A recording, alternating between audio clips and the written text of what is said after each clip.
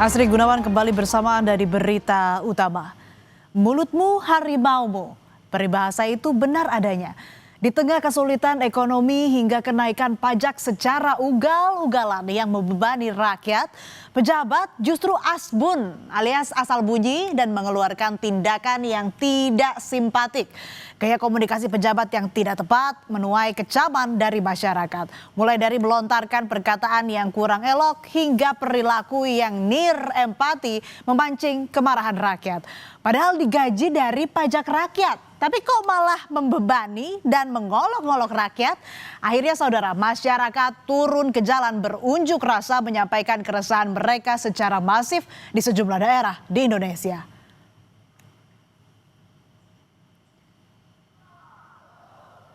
Kemarahan publik pun meledak mulai 25 Agustus 2025, ribuan orang berdemonstrasi di depan gedung DPR Jakarta. Mereka memprotes pemberian tunjangan fantastis bagi anggota DPR. Mereka menolak aksinya dibubarkan karena berharap ada pimpinan atau anggota dewan yang terhormat menemui mereka. Tetapi anggota dewan justru tidak berada di kantor dan memilih bekerja dari rumah alias work from home.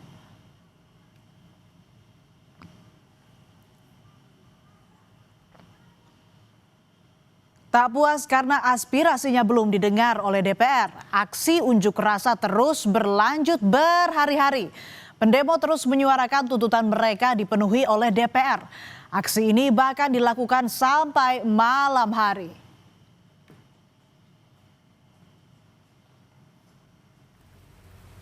Demo terkait tunjangan fantastis anggota DPR ternyata meluas sampai ke berbagai daerah.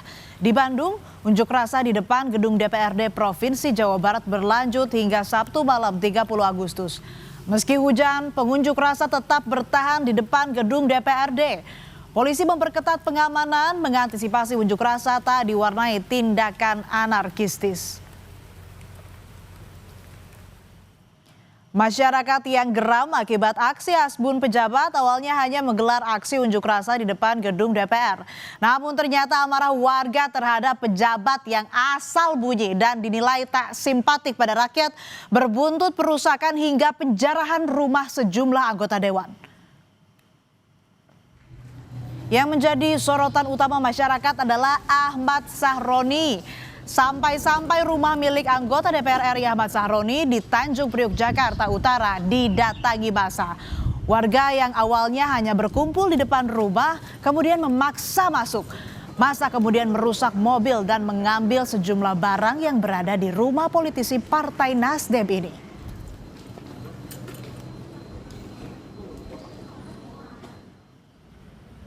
Selain rumah Sahroni, rumah anggota DPR RI dari fraksi PAN, Eko Hendro Purnomo atau Eko Patrio di kawasan Kuningan, Jakarta juga didatangi massa.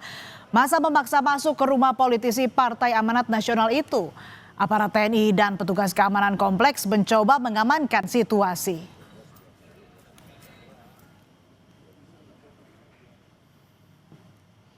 Rumah Uya Kuya di Durensawit, Jakarta Timur porak-poranda akibat didatangi massa.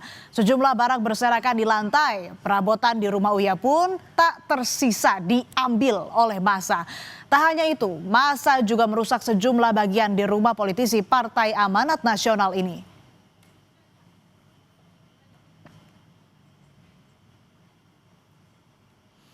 Aksi unjuk rasa mengkritik tunjangan fantastis DPR semakin tak terkendali dan berujung anarkistis. Aksi yang awalnya hanya di depan gedung DPR kini justru sampai merusak fasilitas umum dan merusak rumah pribadi anggota DPR. Presiden Prabowo Subianto memerintahkan Kapolri Jenderal Listio Sigit Prabowo dan Panglima TNI Jenderal Agus Subianto mengambil langkah tegas terhadap aksi unjuk rasa yang melakukan perusakan.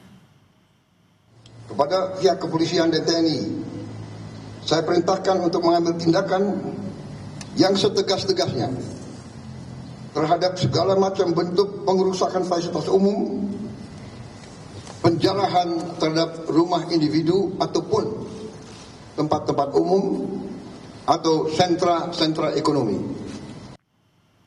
Selain tunjangan fantastis anggota DPR, kata-kata kurang elok membuat masyarakat marah. Ahmad Sahroni menggunakan ungkapan yang merendahkan saat menjawab kritik. Selain Sahroni, Nafa Urbah juga menyampaikan pernyataan kontroversial saat menanggapi tunjangan rumah sebesar 50 juta rupiah. Saat itu Nafa menyebut jika dirinya kerap terjebak macet dalam perjalanan dari Bintaro ke Senayan.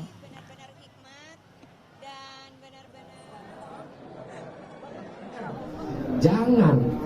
Memang yang ngomong itu rata-rata orang yang nggak pernah jadi duduk di DPR. Cuman mental bilang bubarin DPR, itulah orang sedunia. Banyak sekali anggota dewan yang dari luar kota. Maka dari itu banyak sekali anggota dewan yang kontrak di dekat Senayan supaya memudahkan mereka untuk ke DPR, ke kantor. Saya aja yang tinggalnya di Bintaro, itu macetnya tuh luar biasa. Nah kan, karena kata-kata kurang elok terhadap masyarakat dan pernyataan kontroversial saat menanggapi tunjangan rumah sebesar 50 juta rupiah yang dinilai menyakiti hati masyarakat, membuat Ahmad Sahroni dan Nafa Urbah dinonaktifkan sebagai anggota DPR RI oleh Partai Nasdem. Ahmad Sahroni dan Nafa Urbah resmi dinonaktifkan terhitung sejak 1 September 2025.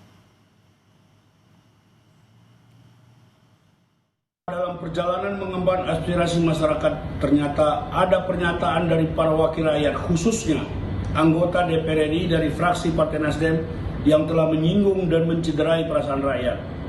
Dan hal tersebut merupakan penyimpangan terhadap perjuangan Partai Nasdem. Dihitung sejak Senin 1 September 2025, DPP Partai Nasdem menonaktifkan saudara Ahmad Sahroni dan Nafa Urbah sebagai anggota DPR RI dari fraksi Partai Nasdem.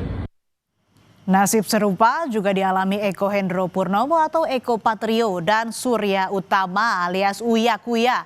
Partai Amanat Nasional menonaktifkan keduanya sebagai anggota DPR terhitung sejak 1 September 2025. Keputusan ini diambil setelah mempertimbangkan dinamika politik di tanah air. DPP Partai Amanat Nasional memutuskan untuk menonaktifkan saudaraku Eko Hendro Purnomo dan saudaraku Surya Utama sebagai anggota DPR RI dari fraksi Partai Amanat Nasional DPR RI terhitung sejak hari Senin 1 September 2025. Sebelum dinonaktifkan dari DPR, secara berurutan Eko Patrio, Uya Kuya, dan Nafa Urbah meminta maaf kepada masyarakat Indonesia. Mereka meminta maaf atas kegaduhan akibat sikap dan ucapan yang dinilai telah menyinggung dan melukai hati rakyat.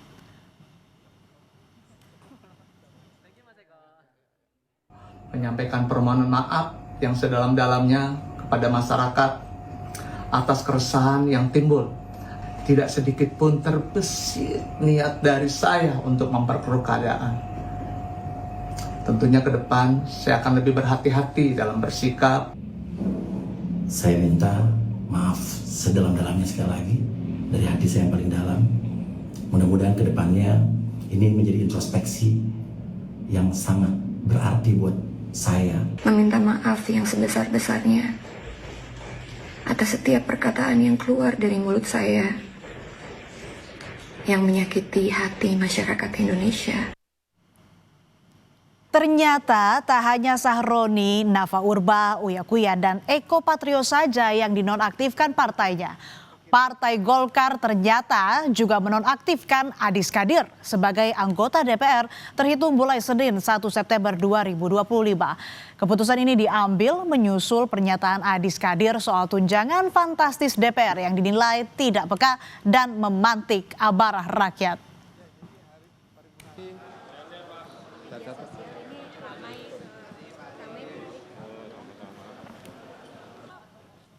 Setelah tunjangan fantastis DPR dikritik habis-habisan oleh masyarakat hingga menimbulkan gelombang protes yang berujung anarkistis, Presiden Prabowo Subianto menyatakan DPR akan mencabut sejumlah kebijakannya termasuk tunjangan bagi anggota dewan serta memoratorium kunjungan kerja ke luar negeri.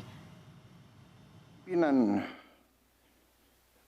DPR menyampaikan akan dilakukan pencabutan beberapa kebijakan DPR RI termasuk besaran tunjangan anggota DPR dan juga moratorium kunjungan kerja ke luar negeri.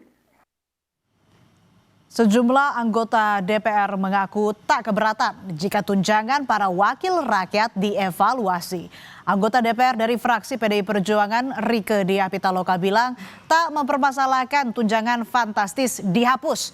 Sementara Ketua Fraksi Demokrat Edi Baskoro Yudhoyono ingin mengevaluasi tunjangan DPR. Yang rumah itu akhirnya udah nggak ada ya. Stop Di stop. di Oktober 2025 teh. Iya, ini di baru di Agustus teh. Ya karena penganggaran itu setahun. Istilah udah menurut saya udahlah mau dihapus dari hari ini juga kalau buat saya nggak masalah. Tapi please mari kita suarakan untuk segera benahin data dasar. Saya mengusulkan juga yang penting. Dan aspirasi? Ya data dasar semua. Kalau ada data dasar nanti bisa dihitung dengan problematika rakyat yang kita miliki di daerah pemilihan kita. Betulkah perlu ada anggaran sebesar itu? Betul, kami setuju, kami sepakat bahwa segala sesuatu yang berkaitan dengan keuangan negara harus benar-benar digunakan untuk kepentingan rakyat. Tapi sebagai pimpinan MPR, pimpinan fraksi, tentunya saya ingin melakukan evaluasi lah ya atas dasar apa yang diinginkan masyarakat.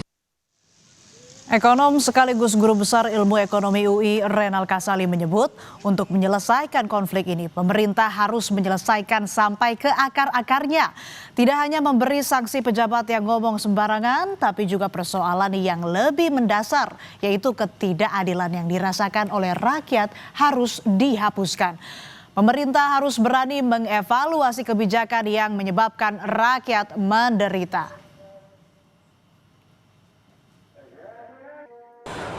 Persoalannya ada di akar, jangan menuju ke atas dulu. Di akar itu persoalan kalau tidak diselesaikan akan tereskalasi. Sadar nggak sih kalian bahwa ini sudah jadi masalah?